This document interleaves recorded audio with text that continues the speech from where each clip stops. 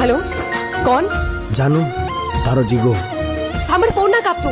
બોલ જાનુ, પણ જે બોલવું હોય એ એક જ લાઈનમાં બોલજે. જિગ્નેશ, હું તને મળવા માંગુ છું. હું તારા વગર એક પલ પણ નહીં રહી શકું.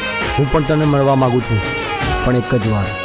તો ઠીક છે, હું તને આપણી જગ્યા પર મળું. મને થયું કે ચાલો મતાઈ